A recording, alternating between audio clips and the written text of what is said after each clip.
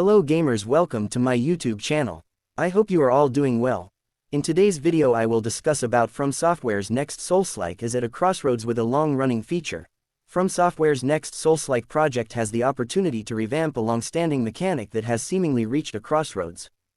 FromSoftware continues to push the envelope with each new title, culminating in the massive open-world RPG Elden Ring.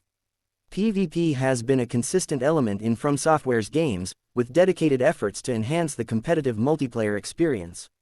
It may be time for FromSoftware to revamp its PvP approach to attract new players and balance resources for future success. Over the past decade, FromSoftware has evolved into one of the most highly rated developers in the industry. The team behind the Dark Souls trilogy, Bloodborne and Sekiro, Shadows Die Twice has consistently found ways to iterate on its own formula, pushing the envelope further with each new title. This culminated with 2022's massive open-world RPG Elden Ring, a title that managed to shatter all expectations, elevating FromSoftware to a whole new level in the process. While each title has its own merits, almost all of them share certain traits, and it feels like one trait in particular has reached a crossroads: PvP. FromSoftware's modus operandi is to create particularly challenging games that push the player to their limits. While almost always remaining fair, they nevertheless force players to find creative ways to overcome some of the most well-designed levels and boss encounters in video game history. Outside the often lengthy single-player campaigns, the bulk of FromSoftware's games also offer deep, if somewhat complex, PvP options, for those who would rather pit their wits against fellow players than the game's enemies. In order to activate PvP, players usually have to follow a convoluted set of instructions, including using specific items at the right time. This caters to a very specific set of FromSoftware's loyal fan base, but it might be time to revamp this thought process entirely. FromSoftware's dedication to PvP has been consistent.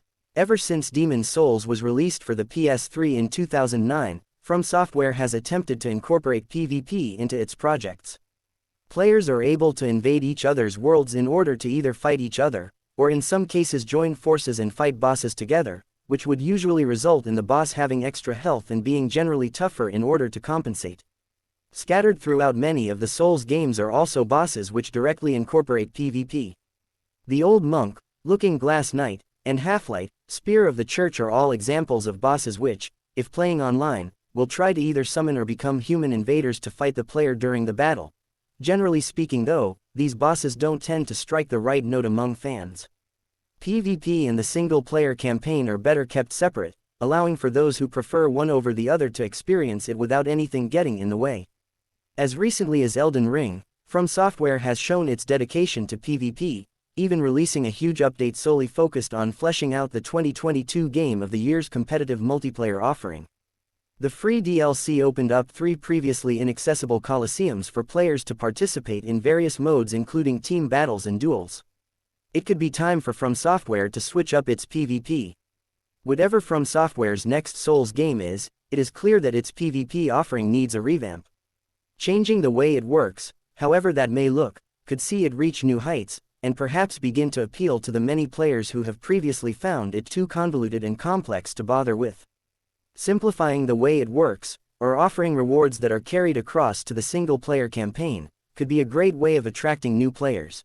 That being said, a perfectly valid argument could be made for FromSoftware not to waste resources on upgrading its PvP, when such a large portion of its fans are far more interested in the single-player content. Should the Japanese developer instead devote those same resources to further enhancing its formula, making tweaks in order to keep it fresh and exciting, it's a safe bet to assume that the next Souls project from Hidetaka Miyazaki's team will be just as successful as Elden Ring has been. That's the end of my discussion and thank you for watching this video.